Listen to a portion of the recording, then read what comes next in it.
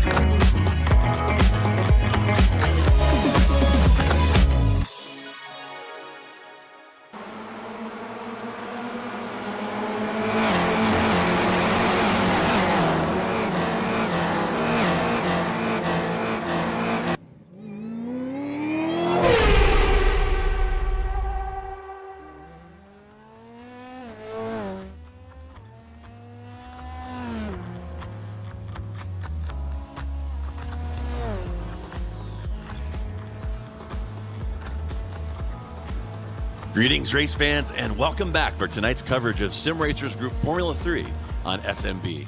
JR Gregory here with you on the call alongside my partner and tonight's jack of all trades on production and commentary, Joshua Wilkie. And I'll tell you what, week 9 of this season has been circled on my calendar since the schedule was announced. Tonight takes us to Bathurst, New South Wales, Australia, and Mount Panorama. This temple of motorsports has had almost a 90-year history of racing here in Australia. Technically a street circuit. These are public roads with some homes reachable only by going on the track. So when that lottery win comes through for me, you can find my address on Skyline Drive, Mount Panorama. A current configuration, 23 turns, 3.8 miles, 6.2 clicks, and the track record 159.291 was set by Christopher Mies in an Audi R8 back in 2018. And it looks like these F3 cars are getting around here a little quicker than that. This track, of course, marked by an elevation change of about 571 feet, similar to Laguna Seca stateside, current host to Australian Supercars, a 12-hour endurance race that's pretty famous, and many others. So, Josh, this track is 100% unique challenge in the entire world of motorsports. Nothing like this would ever be built today, and these drivers are going to have to weigh the risk versus rewards of scraping their mirrors on these walls on every lap. Yeah, absolutely, JR, for sure. And the elevation around here you're mentioning too, they're having to deal with. We're watching Mike Braun just diving down it right now. The commitment that you have to have around here and the confidence you have to have around here in yourself and the car, and then even in your competitors sometimes, to make those passes happen without a massive disaster, especially in these open wheel cars. You're right, they would never make a track like this anymore. It's hard to believe sometimes they still race it the way they do, and I love it. It's one of my favorite places, so I'm definitely looking forward to a great one tonight. Yeah, it used to be a big sidecar circuit back in the day, and that ended after a couple of racing careers ended in spectacular fashion up here. Pretty dangerous track, and I actually had the pleasure about 12 months ago, right around this weekend, I had the pleasure of standing trackside here at Mount Panorama, and if you can make it happen, absolutely bucket list item. It is incredible. You would not believe your spitting distance from these cars, as in this section right here. You see me, my little icon right there. There that is true to life. You are on the fence, and as I said, spitting distance from these cars as they come careening down this hill. And taking a look at Danush Paborgi right now, qualifying winding down. Our usual suspects up top. It's Case from Leslie, from Max Linlotto, from Jason Green, and that is our slow motion broadcasting colleague, Magic Mike Braun, there with a solid P5. Mike getting the night off. Josh is in on production so that Mike could ply his wares out here on Mount Panorama. And Mike, no slouch in these Formula cars. As you can see, manages a top 5 in qualifying in a very competitive field here for Sim Racers Group. But we have got 2 races on tap tonight here on Slow Motion Broadcasting. We'll start, as usual, with a 15-minute heat. That heat will set the order with the exception of an inverted top 6 for the 25-minute feature. But let's go ahead and run down our grid. It is Stephen Case in row 1 next to Josh Leslie, then Max Linlotto next to Jason Green.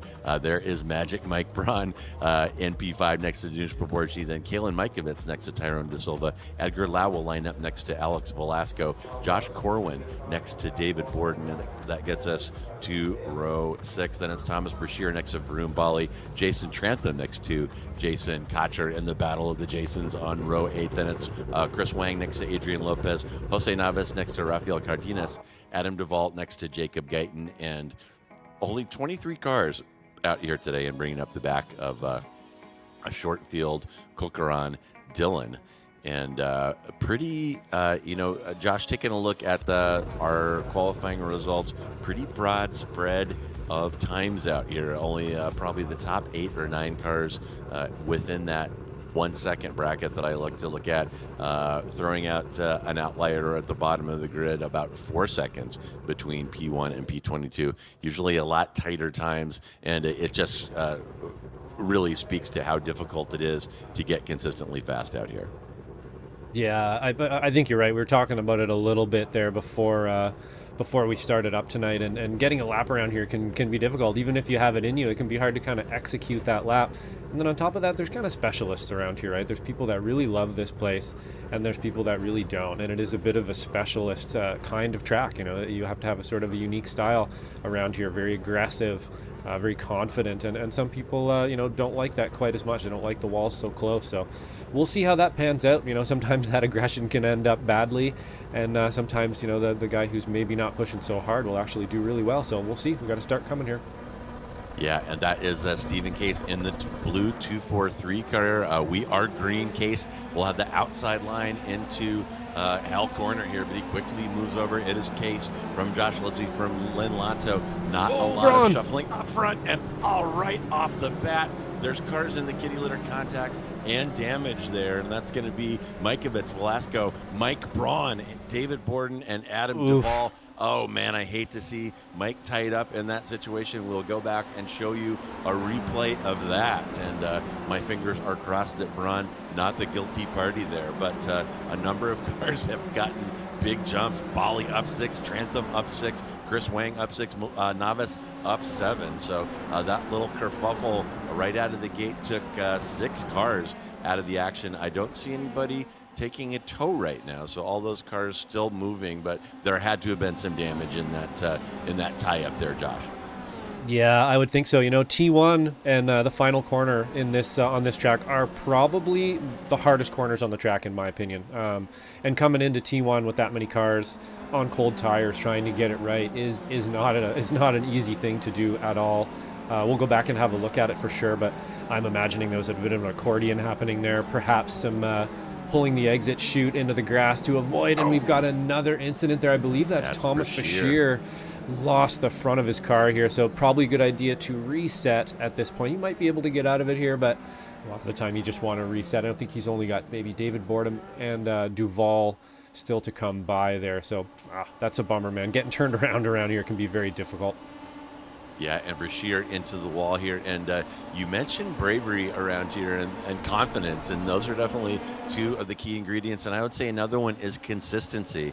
You've got to be so close to the wall, take so many risks on every lap, and that risk has got to work out on every lap. And tiny little mistakes can turn to disaster. As you saw, Brashear nose first into the concrete right there. Very little runoff, sometimes zero runoff here. So very, very tough track, absolute temple of motorsport. And as we said, nothing like this would ever be built today, folks. They just would not allow it. And here's a replay of Brashear coming over Skyline, heading into the dipper, overcooks that entry, over rotates, and biff.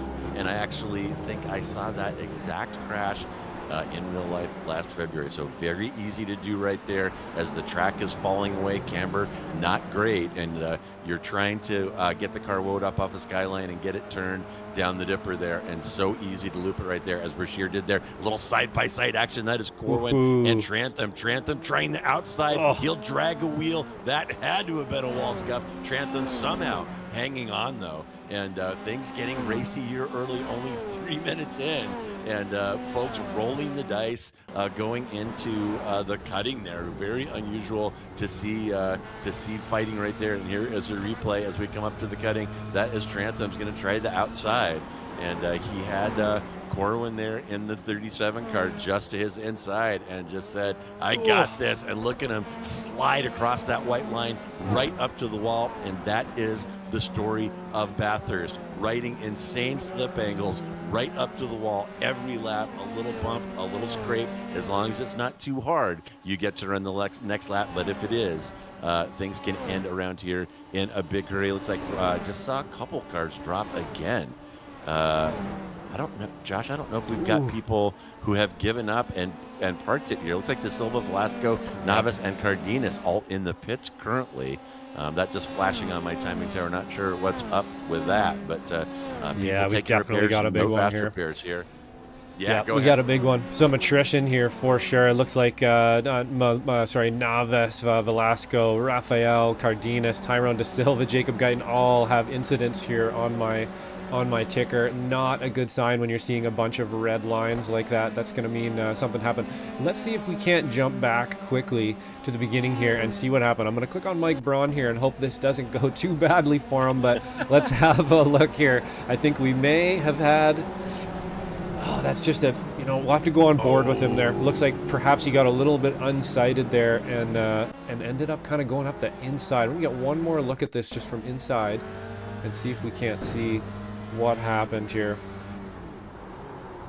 It's just a little bit of lost the rear end possibly.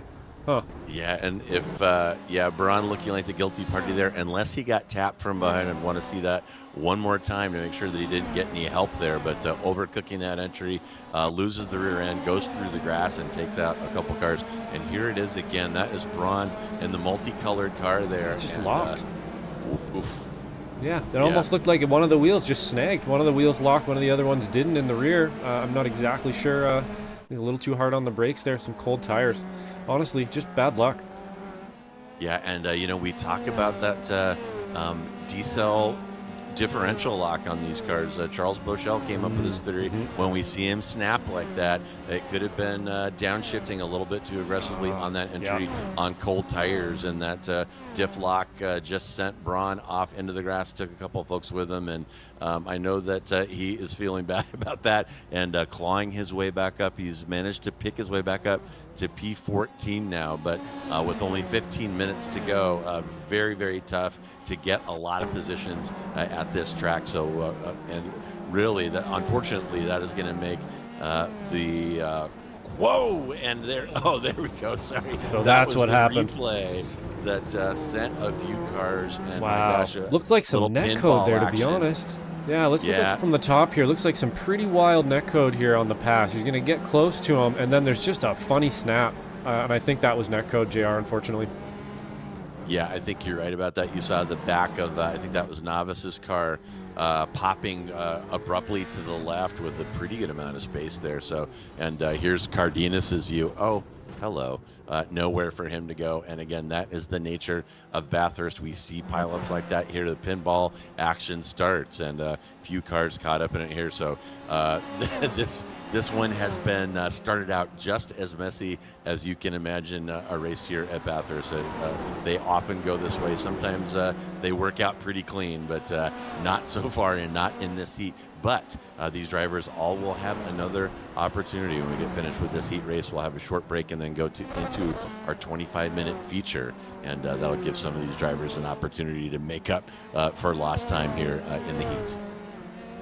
Yeah, absolutely. You know, that's the great thing about these heat races, right? If you do get it wrong like that, and you know, a little bit unfortunate, really easy to happen around here too. It's so narrow. You see that big pile up we had. There's just simply nowhere to go. You come around the corner and something in front of you, and it doesn't matter if you pick right or left. Really, at that point, you're done, and that's the way it goes. And you have to reset. Fortunately, you know, in the sim, you actually can reset. In real life, man, oh man, that would have been a big cleanup there for sure, and a red flag for a little while. But yeah, pretty crazy stuff out there for sure to be able to hold it all together. But you get another chance in Heat 2 here, so we'll see how that one winds up. Getting pretty spread out here in the field now. Not too many battles going on. Pretty line of stern. Seems like perhaps you know, some of the drivers just happy to be where they are at the moment before the next race.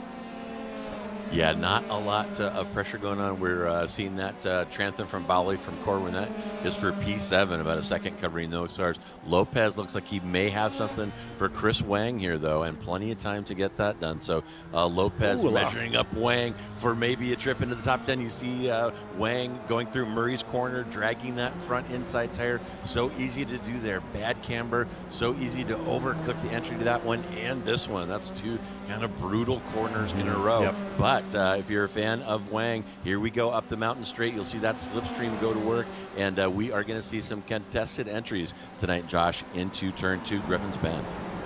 Yeah, always this spot, isn't it? And it's a really easy one to kind of snap back onto. You can get this pass and then get it, you know, they get so close to you by the time you get into the tight stuff here that they get a chance sometimes to get up the inside of you as well. Really difficult spot.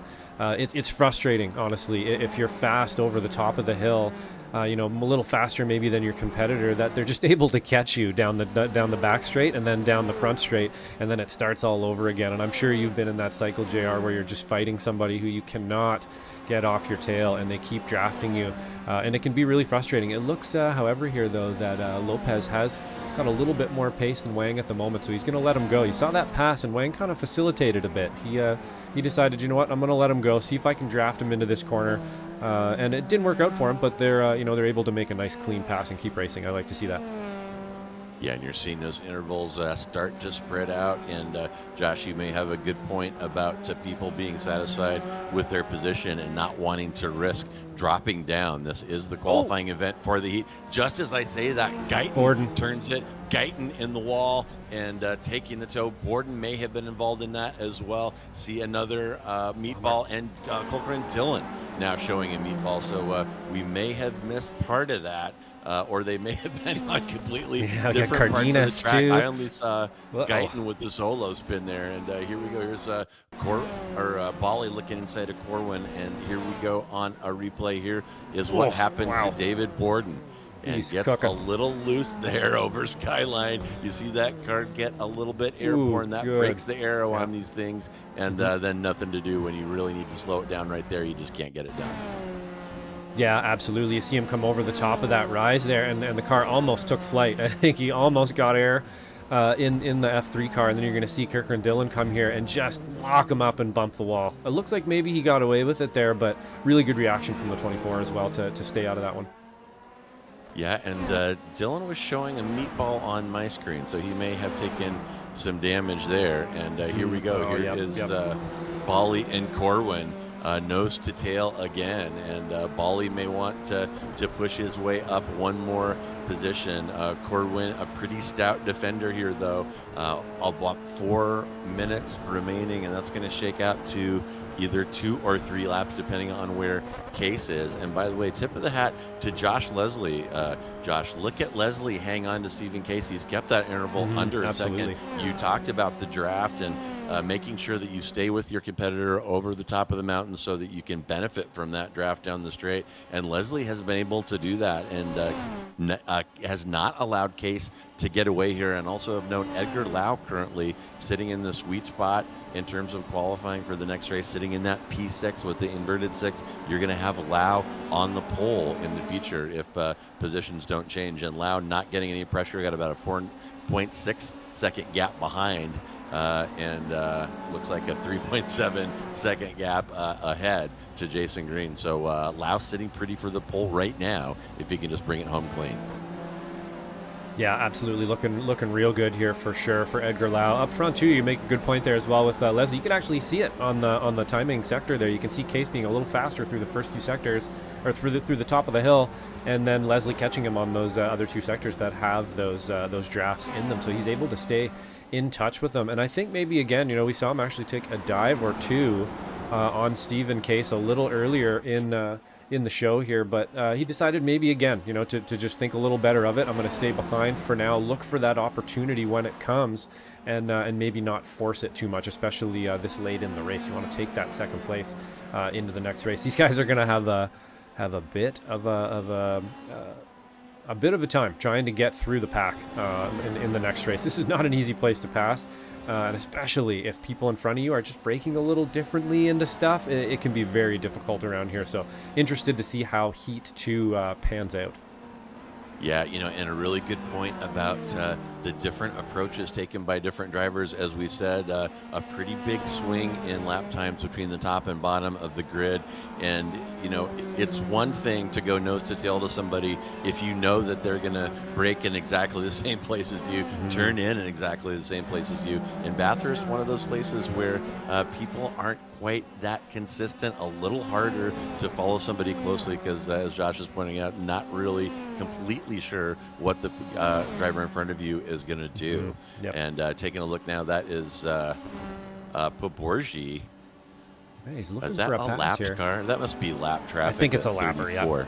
I think that must be David Borden, I believe, here. He's coming out of the pit, so that's after the incident we saw him dealing with, getting out of the way of Poborgi there for sure. And yeah, I think, again, that differential that we're talking about in the braking zones and stuff, it might not be quite as bad at some places, but because this track requires such commitment through certain sections, once you kind of get to the top tier of driving around this track, coming down that hill is truly insane, and you have to really let the car roll and go fast, and you're braking so late, and the commitment is so much that you really can get caught out sometimes by someone who just hasn't quite reached that level of commitment around here yet. Well, just the slightest inconsistencies can turn into really huge effects. And I'm thinking about over Skyline. You really are threading the needle coming over the hill, down heading towards the Dipper. And if you just miss your turn in a tiny bit, it's going to completely change everything that happens from there on out. Change your line, change your braking point, and change your approach to the Dipper. Very, very tough corner. We already saw it consume one car out here. But We are on the white flag lap right now. Stephen Case got the white flag last time around, riding around with Max Linlato right now on an island, as a lot of these drivers are. Not another car in sight as he dives down the dipper. This last right-hander, very tough, hard-braking into Forest Elbow. Josh is a specialist actually at Forest Elbow, gets through there very, very well. He has the secret sauce dialed in for that one. Found the secret of that corner, I think. Yes, it's hard to execute, but yeah, it is. There's a little secret to there. You just kind of turn a little more than you think you do. It kind of wraps a little bit, and you really need to just kind of just dive at that corner, honestly, and it sort of disappears on the inside and you get through it. It's pretty cool, but I think we are about to finish her off here, JR. This is going to be the final lap.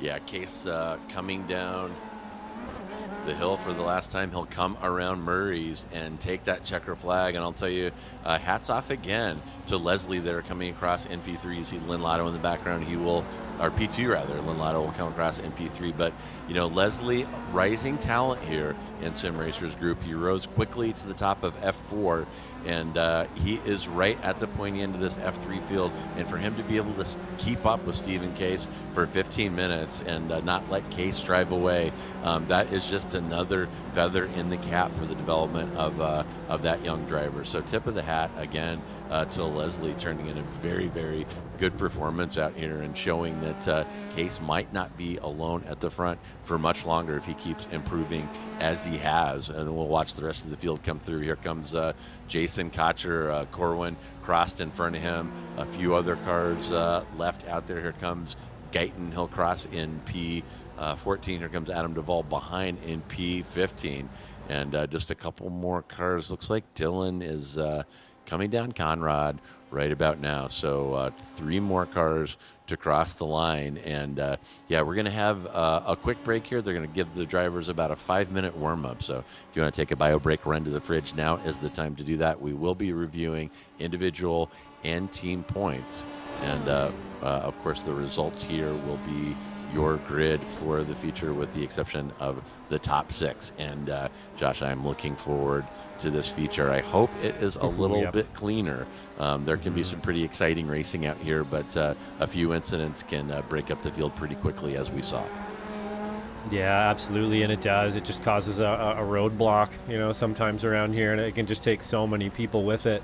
A lot of attrition in the first race for sure, and it's going to take it is going to take some serious restraint and stuff in the second one here to have that not happen, because we are going to have some faster drivers behind some slower drivers, and we're going to have to take that into account for sure here. But you know, these guys can do it. I think after the first race there too, if you've been in an incident, you're probably going to just lay back a little bit and try to get her done here, and I think that's what we're going to see out there from most of the drivers. So hopefully you know, we don't have a pile up into T1 or coming down the hill on the first lap. It is difficult around here on cold tires, man. You got to just, you're a scared cat out there a little bit, so you kind of bet in.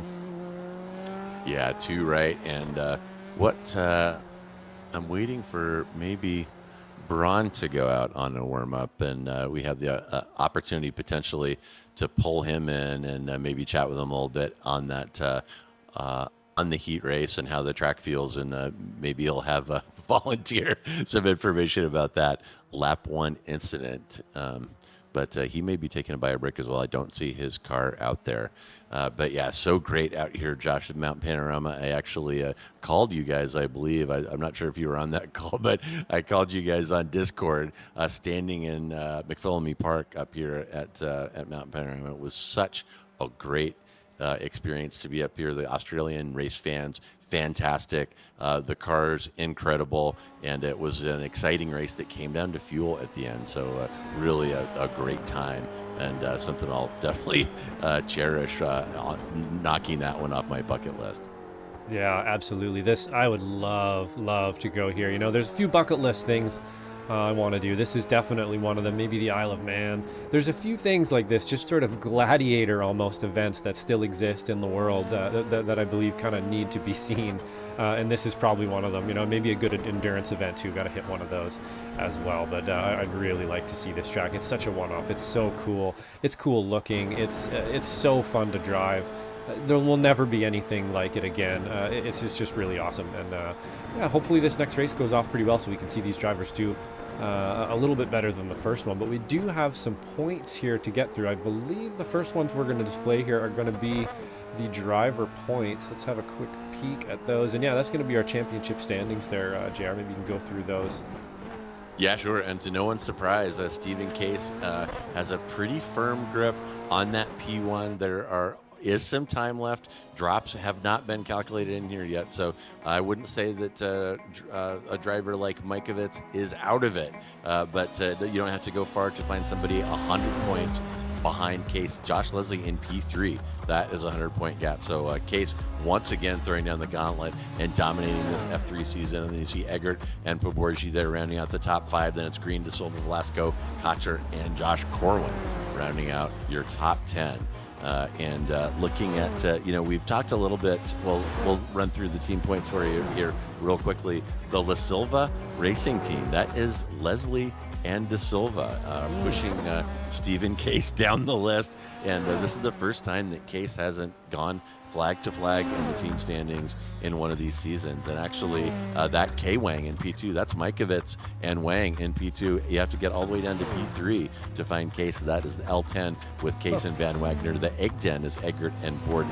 And the Green Duval there in P5. And I'll make you guess the drivers on that team. But that La Silva race squad of Leslie and De Silva shot up the rankings. They moved up 3 from last week, thanks in large part to Case crashing out at Miami and Leslie's very strong finish there in P2. There we are. And there's our heat 1. And there's your heat results, and that, of course, is going to be not exactly your grid, but Case, Leslie, Linlato, Poborji, and Green there in the top 5. Edgar Lau in the lucky 6 spot. Those top 6 will be inverted for the feature. Then Trantham, Bali, Lopez, and Mike Braun after that early incident and taking damage fights his way. Yeah, great drive from him to fight his way back up into P10. Looking for him to move up and make up for up for that early. Hey, we've all been there.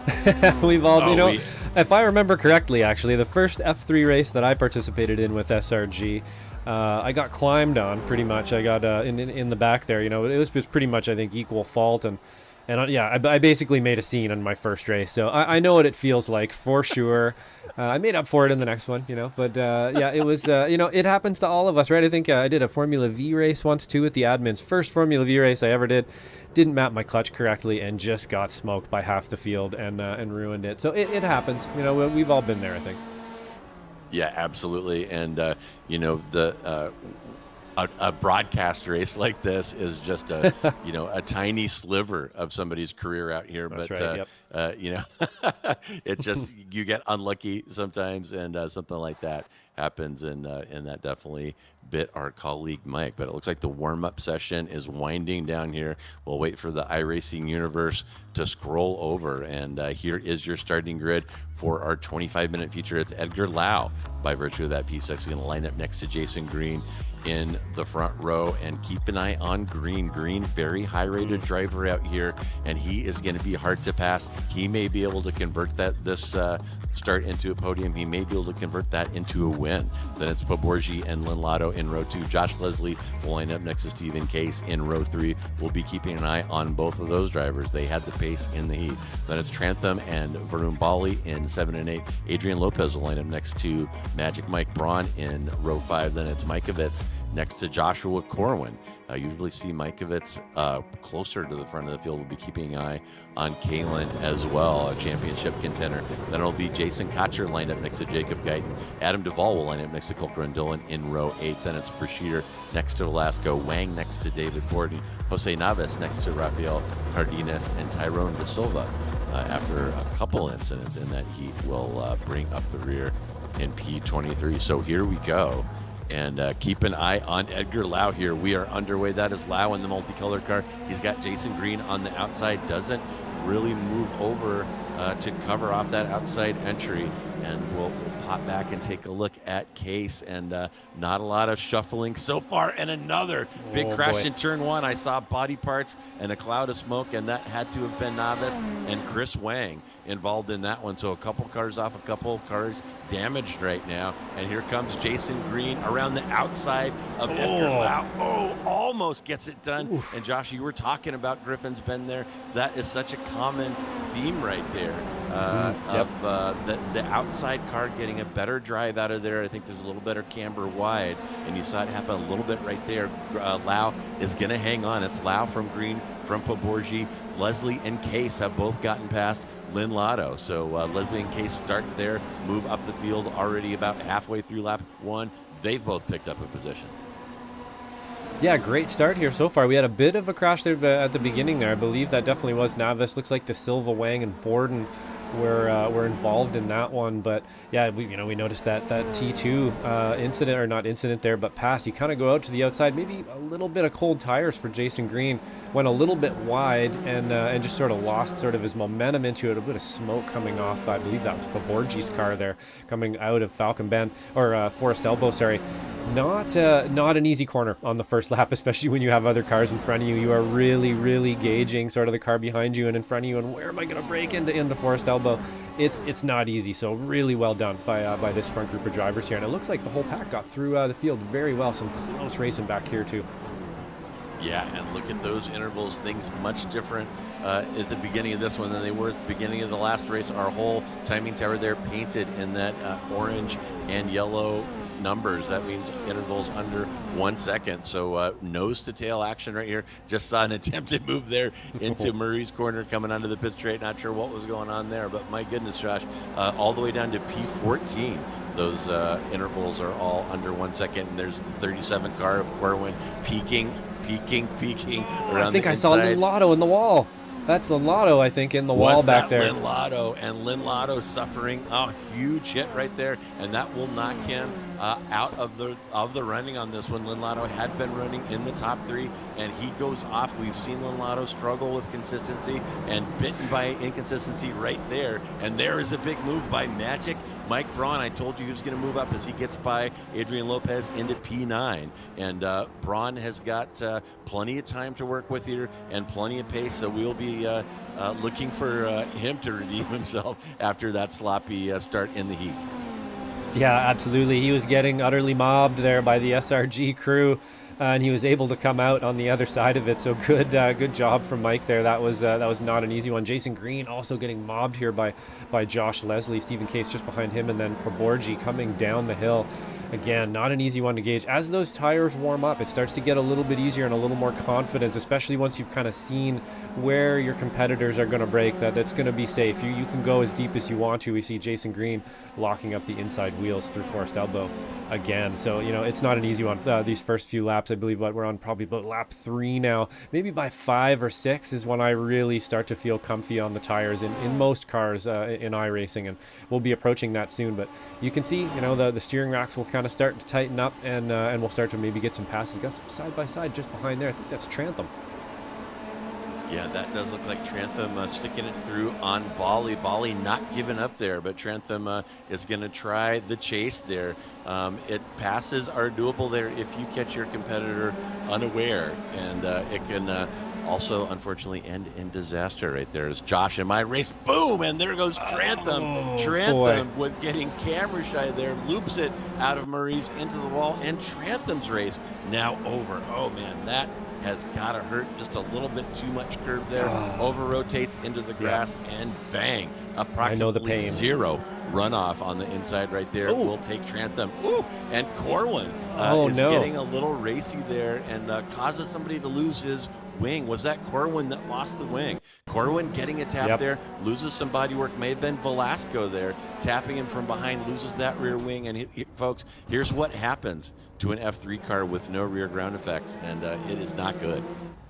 Yeah, absolutely. That was one of the more realistic iRacing incidents I think I've ever seen there, with the wing coming off, driver maybe not being aware of it, and then you try to turn, like you said, and there's not, a couple thousand pounds are not on the back of the car anymore, and he just spun that immediately. So that's a pretty scary one, actually. In real life, that's a very scary crash there for Joshua Corwin, but he's going to be out on that one. I believe we just saw it was Jason Trantham having an incident in the final corner there. I know I've done that before exactly the same way in exactly the same fashion, and I think maybe Max Lotto maybe did the same thing. I'm trying to find here on our ticker where I can find where he had the incident, but he was kind of sitting in the same part on the track, wasn't he?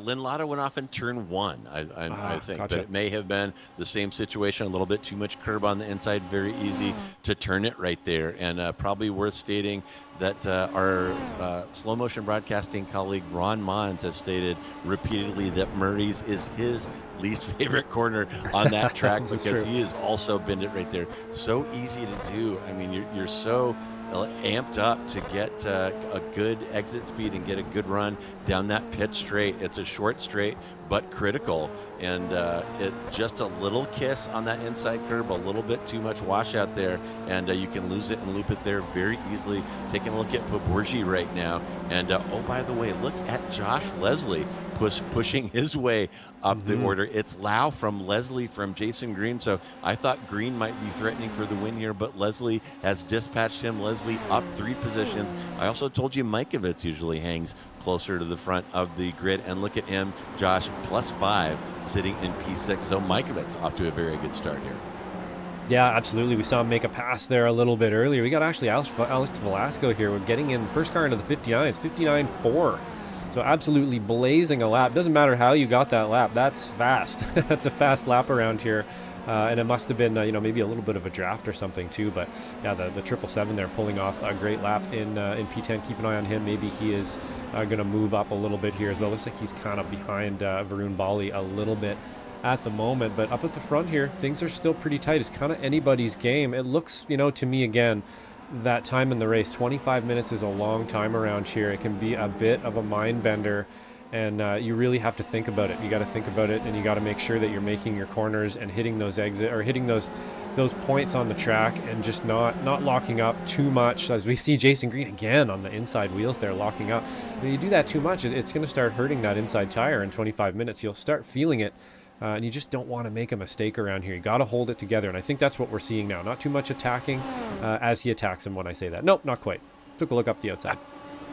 Yeah, and you got to wonder on Forrest Elbow there, is that one of those occasions? I'm not one of these guys that is turning my brake bias knob throughout the entire lap, but that might be a spot where you click it back a couple clicks and then put it back where it was when you get through there. See a lot of front tires getting drug along right there, and it's only a matter of time before these iRacing devs introduce flat spots into this simulation. If you've ever driven a race car on slicks with a flat spot, it sucks, and I'm sure I bet, yeah. I'm sure those iRacing devs are going to find a way to add that little bit of torture to the sim to punish you for having a long lockup like that. And here we are looking at Josh Leslie coming up the mountain straight, heading into Griffin's, and Green is staying right with him. Green applying pressure about 4/10 back, and Leslie hanging on to Lau just as he did Stephen Case that interval about 7/10. So it's Lau from Leslie, from Green, from Case, from Poborji, and Magic Mike Braun up 4 positions. Right behind him, Mikovits also up 4, and Velasco putting on a drive right now, rounding out your top 10. He is +8 right now, although some of that might have come at the expense of Corwin. A little incident with Corwin and that little tap that took the rear body work off of Corwin's F3 car. Yeah, I think that probably had something to do with it for sure. They're not a good incident. We're actually looking at the lap times here, and Velasco's definitely been throwing some heaters in here. 2 seconds faster than his competitor. Almost 2 seconds again faster than his competitor. So you've probably got some sort of a deficit going on there in front. But the last time I looked up, he was over a second, and now he is very close. So he's definitely making up some time here. Let's see if he can't make something happen. Get a couple more positions here. Up 8 already. Wow, that's a pretty good one. But Edgar Lau holding on to it up at the front there. Lap times looking pretty consistent. Josh Leslie again just hanging out there in the back. I have a feeling he's probably going to try to go for it this time. If Jason Green has something to say about it, though, did I just see a car in the grass right there? I think I did. I did see a car in the grass. It's Navas. a green livery car. Is that Jose Navas? Yep. Yeah, and it sure is. And that car definitely did not leave Dallara factory with that front configuration. So that thing is toast. He's going to try to drive it into pit lane, but that looks like a lengthy repair, and it is over for Navas. And meanwhile, up front, look at this battle going up the mountain straight, heading into Griffin's Bend. Is Lau from Green from Leslie, but Green and Leslie are side by side. Stephen Case there sniffing around, ready to pounce should anything go wrong. Oh, man. And that is Leslie with that little peak on the inside of Griffin's, and that is going to slow all these cars down. And look at Case taking advantage. He's going to try Green on the outside here. Takes a peek, not quite. And Stephen Case side-by-siding it with Janusz Poborji through the cutting. And that, Josh, takes a lot of bravery and a lot of trust of your fellow drivers to run that corner side-by-side.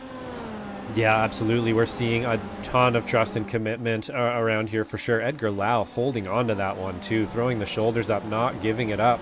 That's going to send a message for sure. I don't think some of the drivers expect him to be holding on to this position to the end of the race. They probably think, I can make it up there. I can get around Edgar. I'm not sure he's going to let them this time. So it definitely sending a message back there. Josh Leslie is not giving up that attack, though, at a bit of a back and forth with Jason Green, but also was able to hold on to it here. So, again, this feels like a bit of a pressure cooker to me, and, sometimes the pressure just has to release. I'm hoping that everybody holds it together here. We're seeing the bit of the Iberian Snake coming down the back here, trying to break that draft on the 51. Not really sure it works in that fashion, but we'll see. He's going to attack him into this corner here, I think. Oh, scary spot to be side by side. Yeah, as Leslie gets it done on the inside of the chase, and now Green is up there involved with Lau, almost packs it. Very dangerous for Green, and now Lau is the sandwich. She's got Case on one side, Green on the other, and just when we were talking about Lau hanging onto that P1, he is dropping like a stone. It's Leslie P1, Case P2, and Lau P3, and now Jason Green wants a piece of this, and he's trying to push his way up front. And by the way, Magic Mike Braun still kicking around down there. He's sitting in P6, up 4. Mike has just turned in the fast lap of the race, 1:59.3. And I told you that these cars were faster than the official record here on Mount Panorama, set by a Audi GT3 car, riding along with Jason Green. And see you later, Edgar. Edgar loses another one as Poborji gets through. Edgar Lau getting absolutely swamped. He's all the way down to P5, and that is a loss of 4. Oh, and a big wreck. Something happened back there, Josh. Yeah. Oh, was that Mike? Mike Braun has it was. Yep, Mike Braun in the wall back there. So the pressure did finally release, and it's in the form of Mike Braun, unfortunately, on that one. That was a serious show of driving skill there from everyone. Pretty awesome stuff there. Edgar Lau losing out quite a bit there, unfortunately, on that one. But man, oh man, the passing around here, just how tight, just how committed you have to be, and how much you have to trust your competitor, basically to kind of make a pass happen. You have to have good drivers out here, and that's what we're seeing for sure. Almost in the wall for Stephen Case there. So it's time to take a breath now, see if you can get that heart rate down, find those break points again, and try to finish this race. Well, and I'll tell you what, Josh, you've heard Charles Bochelle and I talk about this many, many times, and we've got about 10 minutes remaining in this 25-minute session as we see Poborji try Green on the inside, coming off of Conrad Trait into the cutting, and he into the chase rather, and he gets that done, and Poborji, woo! Oh no, Poborji had something going there. Oof. And maybe I was just about to talk about tires, and Poborji might have gotten bitten by the tire bug right there, and overheating those puppies, making that move into the chase. We'll take another look. Poborji looking good here. He's going to try the outside entry. He's got Green just to his inside. Gets it done, but overcooks that entry, and adrenaline takes over. Yeah, and man, that is a tough one. Poborji gone, and that is going to promote a couple drivers. That's going to put Mikovits all the way up into P5. That's a +6 for him, and Velasco continues his march. He is up 12. Yeah. Oh, is that Mike's incident? That was Braun. Yep. Yeah, again. So almost, doing a really good job of staying out of his competitor there, trying to get that. Again, we were talking about sort of that closing distance that you see around here sometimes on the commitment into corners. Bit of an accordion in front of him, and did an excellent job staying out of Edgar Lau there, but sort of tripped over the brake pedal and spun the car and ended up losing some parts there. So really good drive up until that point, and yeah, unfortunately just got a bit of an accordion there. Good job staying out of the competitor though.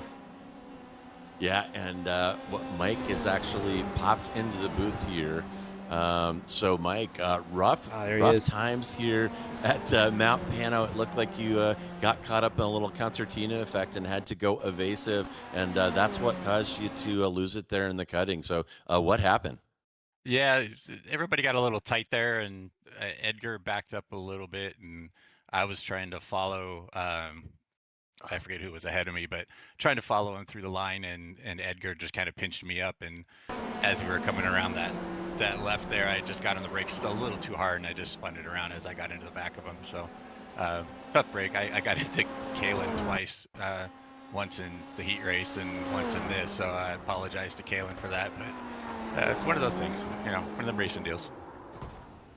Yeah, absolutely. That's exactly what it looked like to me too. Bit of an accordion in the front. Good job staying out of Edgar Lau there for sure, because it did kind of back up in front of you a bit. And I've done exactly the same thing. You're trying so hard, not to get into them. You sort of get on the brake, get off it really fast, and the car just snaps. And it looks like that's what happened. So unfortunate. You're really good recovery drive in the first race though. Not easy to pass around here at all, and we're seeing a lot of passing actually up at the front here for sure in the last little bit. You really have to trust your competitors around here and have just massively full commitment. It's difficult, isn't it, Mike? Oh yeah, no, absolutely. It's this is the best track on the service, hands down. And once you master it, once you get a good feel for it, it is so fun to drive. Any chance that there's any kind of official here, I'm usually farming iRating here all the time. So looking forward. I mean, it was nice moving through with Kalen there toward the beginning of this race. We both started back a little bit, got through a big wreck and worked our way through and was battling with that top group. That was going to be a fun race there, but yeah, just one of them deals. It's all good. Had fun. Yeah, absolutely. Yeah, anything you want to add there, JR? Yeah, go for it, man. Oh, there was some great racing up front, and absolutely. And I feel you. It would have been great to keep that going. The top 6 or 7 cars, very tight intervals, and some great respectful driving, couple side by sides. I mean, I saw. I think it was Lau and maybe Josh Leslie go side by side through the cutting, and that is literally something you don't see every day. So some really fantastic, very tight competitive stuff up front. It's kind of been broken up a little bit. Some of the intervals starting to open up a little bit, but yeah, very good start to this one. And actually right now we're watching Mikovits trying Murray's corner around height of Edgar Lau, and oh my goodness, that would have been a merit badge to make that pass stick. But I'll tell you, Lau is going to lose that position to Mikovits. It's only a matter of time as Mikovits continues his run up through the field. If he gets this done, he'll be +7 and very close to a podium position. So Mikovits showed up ready to party here today. Yeah, absolutely. Seeing some good moves from him here, and more shoulders from Edgar Lau as well, not giving up those positions easily at all. Looks like you might have him here. Again, this is a strange corner. You can get it done on the outside here if you get it right. Not going to get it right quite that time, but definitely looking for it, the 76 there. He's also now got Alex Velasco on his butt, who's moving positions up. We were talking about him earlier. He's about a second behind his competitor. Now he's past that competitor and is in on the back of, or I believe it was Lopez maybe had an incident there. In any case, he is moving up through the field here, so I'd keep an eye on him. He might still get a couple positions here before the end. Yeah, Velasco's got something going. He is in a train right now behind Edgar Lau for P4. It's Lau from Mikovits, from Velasco, from Lopez, and all 4 of those cars separated by about a second and a half. So Lau kind of being the cork in the bottle right now. I know Mikovits wants to move forward, and Velasco has shown that he can get moves done here at Mount Panorama. So fantastic stuff, and this one's been circled, Mike, on my calendar since the schedule came out. I, like you, love driving out here. I don't have your skill out here, but I definitely take advantage of any race that presents itself out here. It's such a fun track, and I was telling Josh I get to stand trackside here about a year ago, about this time of year, and it was a once in a lifetime experience, obviously. Yeah, this is a bucket list race for me. I'd love to go see the 1000 or anything here. So, but I wouldn't call what I have skill, JR. That evidently was not skill today, because I'm sitting in the pit and in the booth with you guys now. So that's not very much skill. Hey, it's one of those things too, when you have pace, and it's so frustrating to go out there, have pace, and you have it. You had really good pace today too, and not be able to show it. I know what that's like. For me, I'll think about it for days until I go out and have a good result. So don't be too hard on yourself, Mike. You had some good pace out there today for sure, and this place is difficult. It's difficult to pass around, and you really have to trust your competitors, and honestly, a really easy one up into that section of the course where just accordions like that often. There was a pressure cooker going there, and it needed to release somewhere. Unfortunately, it looked like in the form of you this time. Yeah, no, it was fun. I thanks for Jason for letting me be able to race with these guys, and sorry for the guys that I did tangle with, but it was just good practice for next week for the good 12-hour action in GT3. Mm-hmm. Yeah, too right. Well, thanks for stopping by, Mike, and sharing your insights. And oh, by the way, while we are up here chatting about Bathurst and about Mike's experience out there, Stephen Case has managed to push through Josh Leslie and has also broken the 159 barrier. Oh my goodness, and that is Lau. I don't know if you walled it there. That did not look good though on that exit of Forest Elbow. But Case has thrown down a 158.7 and has gotten past Josh Leslie. So Case has gotten his work done, working his way up from P3 into P1. And here is that move that he put on Leslie. And where are we? Oh, this is going to be into Griffin's. And Leslie just kind of lets him through. We've been waiting for the outside move to stick here in Griffin's Bend. Haven't seen it happen yet, and that's a tough one, Josh. You really have to commit to pretty high speed. I mean, you have to have higher speed than the defender on the inside to make that pass stick there on the outside of turn 2. Yeah, you absolutely do. A lot of the corners like that are like that around here for sure. There's some sort of little knack almost to get them right and to make the pass stick. So many places to kind of fight back around here. I think that's probably why we like it so much. It's such a racy track. You can always kind of, have something else to say to your competitor, even if you make a bit of a mistake. Good chance, he's going to make one too, and you're going to be able to catch that up. Speaking of which, Edgar Lau missing his front tire here going into the pit. So there's a mistake so easy to make late in the race here too. What a bummer. Yeah, and Lau, that pole position not converting to anything good, as Lau was going to come out of the pits in P13. So the wheels literally falling off the race for Lau. And up front, my gosh, we spent so much chatting with Mike. We're getting down to crunch time here. It's probably the penultimate lap right now. And in his case, from Josh Leslie, from Jason Green, from Velasco, from Mikovits. And Velasco has continued his charge up 14, plus 14 for Alex Velasco. However, not over. He has got Mikovits all over him like the plastic on Grandma's couch. Also, Adrian Lopez is right there. And there's Lynn Lotto with another jacked up F3 car. So some of these faster drivers we're used to seeing up front are being awfully hard on the equipment out here. Here's Cardenas going to over-rotate Griffin's. Pretty easy to do. So and easy. Josh, we talk about tire witching hour.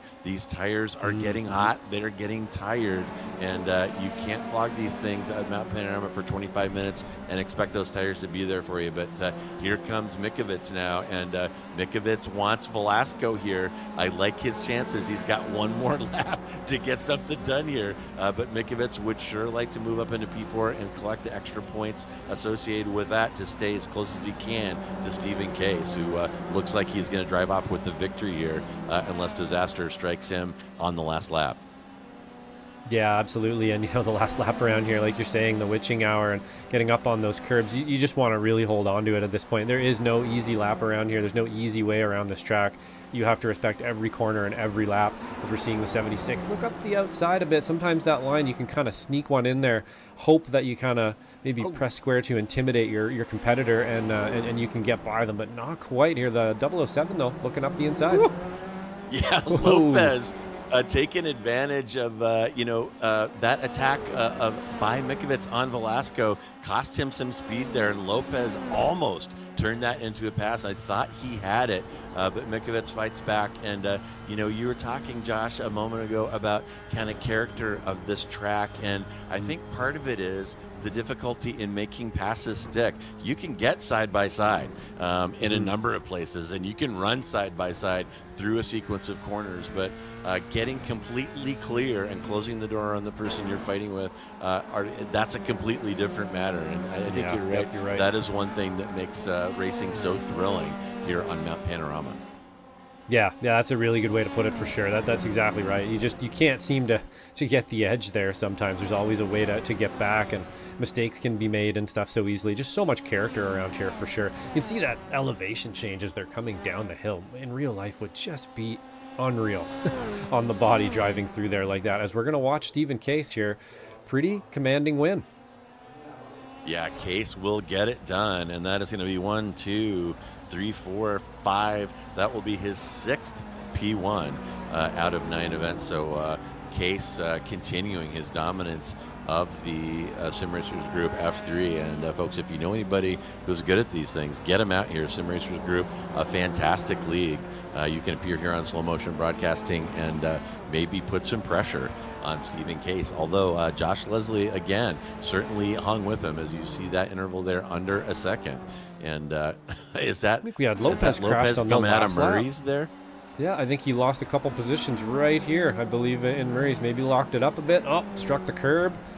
Bumped the rear end off. No way. So unfortunate. Again, we were just talking about that, weren't we, JR? Every corner around here, right to the very last lap. The last corner got him. I've been there. Honestly, I've done exactly the same thing. You think you got it, and nope, this place will take it away so fast. Yeah, absolutely. And this track kind of defines threading the needle, because you're threading the needle at high speed multiple times, 20 plus times on every lap, and one small misstep and that car is just going to explode into a cloud of polyurethane and carbon fiber, and we saw it a few times here. Very typical of racing here at Bathurst, but a fantastic job up front, and it's really too bad that Braun incident there in the cutting kind of broke up that front group, because that was some hot racing up front. The top 6 or 7 cars nose to tail for 10 or 15 minutes there out of the gate. But there are the results. It's Case from Leslie from green are going to be your podium. We'll have your complete results here in a second as we watch Case lead Leslie around for a cool down lap, and we'll see them line up at start finish, as has become the tradition here in Sim Racers Group F3 for a photo opportunity if Jason Green can get caught up here. And we'll have those results for you, and take a look out in the green room as well and see if any of these drivers are going to chat with us. And there is your beautiful podium photo opportunity right there on start finish on the pit straight. And in a moment here, Stephen Case will demonstrate his donut skills. He's had a lot of practice this season. Ooh, careful there, Josh. Josh almost broke up the donut party there. Wants to give him a jelly filling.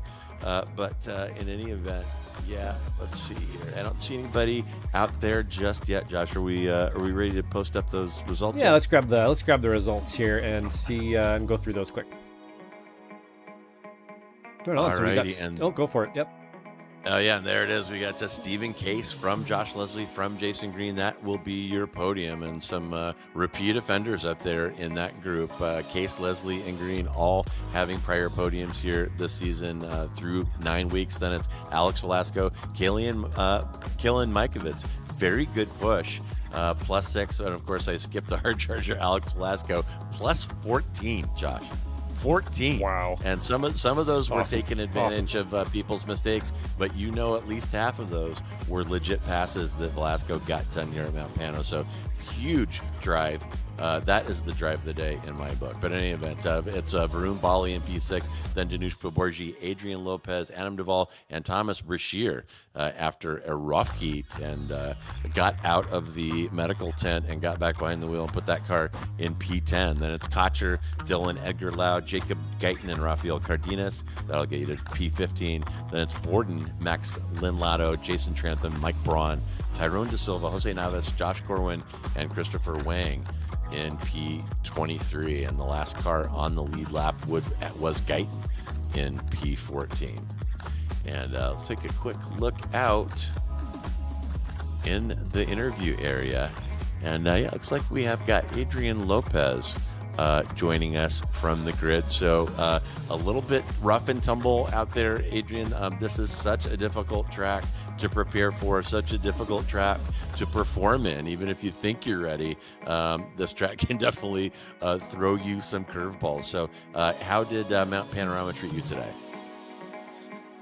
Yeah, that was overall I would say good. Up until the very last turn of the last race. Yeah, I do love this track. It's a very I would say kind of a hated track due to its difficulty. I enjoy it. I like the tightness, the little bits that you get to slide in, especially on the downhill sections. But yeah, it's I really thoroughly enjoy it. It was just that one little mishap, and then that's the one problem with this track. One mistake and you're done. Yeah, too right. Pretty unforgiving. But tell me if you agree with this, and it sounds like you might. When you feel good out here and you can be aggressive and be confident, I think there's a huge intimidation factor in that. If you somebody sees you coming from behind and you're not scared of the walls, you are flogging it over Skyline, that can really get into the head of the driver that you're following. Yeah, I tried to use some of that as well, because towards the end, I noticed Alex was making some mistakes in front of me with Kalen right behind him. So I wasn't sure if I had enough pace to pass Kalen, but I knew I had enough pace to stay with them and kind of scare him a bit. So I tried to go for a little bit of a look here, look there, just so that way he's constantly focusing on me and not on Alex as much, just to give him some leeway as my teammate. I was a little lucky to get a bit of a run on him and take him on the inside for half a second, but wasn't able to get the grip to go up the hill, and he got past again. But I was at least able to slow him down and let Alex now focus on Kalen. But then that meant I had to focus on Kalen. Yeah, well, a great drive, and you guys really put on a great show out here. It's such a tough track, and the folks that showed up ready to race and raced really well. Clean, respectful, and high trust racing we saw quite a bit of out there. But of course, there were a few incidents. That's always going to happen here, but all in all, a great run. So tip of the hat to Sim Racers Group, Formula 3. You and all of your competitors out here put on a hell of a show. So very well done. And as we wrap up, is there anyone you would like to thank or give a shout out to today? Yeah, well, shout out to my missus for taking care of the baby while I do this. He's over there screaming in the other room, and I'm over here playing games. So thank you to her very much. Well, you can make that up to her tonight when the screaming starts at 2 a.m. So you have plenty of chances to make up for that. Exactly. But, all right, Adrian. This is why I'm no longer top 5. I can't practice. Exactly. Life gets in the way. I know all about that. All right, Adrian, thank you so much for stopping by and chatting with us, and we'll look forward to seeing you next week. Thanks, guys. Look forward to putting on the show. All righty, take care. All right, that was Adrian Lopez, and Josh, I have got for you I gave him the drive of the day for hard charger plus 14, Alex Velasco. You defended Alex Velasco. Yep, that was quite the race here around Bathurst. You looked like you really had some pace out there, especially mid-race. Did something happen to you at the beginning, and then it looked like you really had some pace and made some places up there near the end? Everybody just kept falling off by getting into incidents. So I was legit just benefiting off of everybody else's horror and dismay. But I did have decent pace. Yeah, it did look like you had some pace there. You were actually the first car, I believe, into the 59s. And as somebody, I believe it was Case, actually got into the 59s near the end of the race there. But maybe you can tell us just a little bit, how difficult it is to set up and get a pass done around here, and how much your competitors just kind of have to respect you as well, and then to get this passing and side-by-side racing done around Panorama. Honestly, it's all about maintaining distance until the next corner that you know for sure you're going to get a draft. Those two corners are Hell Corner, which is the first corner of the race track, and then the final corner before the straight. So the last corner of the mountain, just maintaining a decent distance where you can throttle out and catch them with that draft. The center of the track is shaped like a letter A, and if you stay in the middle, the car will bottom out on the middle, and it'll scrape and slow you down. I saw some people weaving left and right. Decided it's probably better to just stay on one side and not weave, get the slowdown from the scraping. Yeah, there's definitely some points there for sure. We talked a little bit during the broadcast as well about just that draft. You can be fast kind of along the top of the hill, and then you're caught up, by the driver by the time you get back around to the end of the lap again, and it just kind of keeps happening over and over again, and trying to set up those passes. So really good job out there today to get so many passes done and do it clean. Just watching you kind of rip around here now on the final lap there. So anybody you'd like to thank here before we let you go? I'd like to thank the barriers because they gave me wheel damage on my first lap. It's just a lot of people out there on the track. Jason, Adam, Jose, I'm sorry for killing you in the heat. Wasn't my best, but there was a ton of netcode there. But yeah, you guys are all doing great, and I appreciate everybody in the endurance teams as well. Awesome. Right on, man. Well, great racing today. Good for making up those positions, and we'll see you on the next one. Thanks, guys. All right, that was Alex Velasco. Put in a pretty good drive out there. Some of it was avoiding flaming barrels. I don't think he was giving himself quite enough credit, though. I don't think you get 14 positions just from incident. So, he had some legit moves in there somewhere. So great drive from Velasco, and thanks again to him for stopping by. But I'll tell you what, folks, we are not just about these fantastic Sim Racers group events here on SMB. And as you're sitting there in front of your phone, tablet, laptop, or smart TV, go ahead and subscribe to Slow Motion Broadcasting. Hit that notification icon so that you don't miss any of the action. And speaking of action, Saturday, Weekend Warriors Formula Vs will visit the Windy City. And if you like to see open wheel cars hitting concrete, you'll want to tune in for that one. And Sunday, XSLR will run GT3s at Road America, and we'll have Liberty Bells at Tsukuba. Next Tuesday, AMS, American Muscle Series, will run at Homestead A, and 1 week from tonight, these cars will be back, more F3 action at Mexico City, and that one is going to be awesome. That brand new Mexico City track, covered a few races there, and it has delivered outstanding racing, actually a little better than I was expecting when it first popped up. So I should add here, actually, on Sunday, there's actually SRF, the Weekend Warriors, also on Chicago Street Course as well. So that's not pictured here, but on Sunday as well. Same SRF time as always there, around noon Eastern. 3 o'clock Eastern for you guys out there as well. Should be a good one. Chicago Street Course is not an easy track, and I'm looking forward to that. Yeah, and are you driving that one, Josh? I am. I'll be in that one for sure. Trying to survive. Trying desperately to get my pit stops correct. You know, I have pace in the SRF and probably you know, top 10 driver most of the time, and just can't seem to convert it, JR. So we'll see how that goes. But hey, I have a blast out there with the league drivers, and I have a total blast. Yeah, too right. Well, and you know, just try not to pull a Braun there between those concrete walls. Yeah. On the Chicago street circuit. Uh-oh. But I'll tell you what, folks, that is going to wrap it up for tonight. I am J.R. Gregory. On behalf of myself, the man of many, many talents, giving you your replays, graphics, and cameras and commentary tonight, Joshua Wilkie, and everyone else here at SMB. Thank you so much for joining us. Enjoy the rest of your day wherever you are, and hang in there, baby. Friday is coming.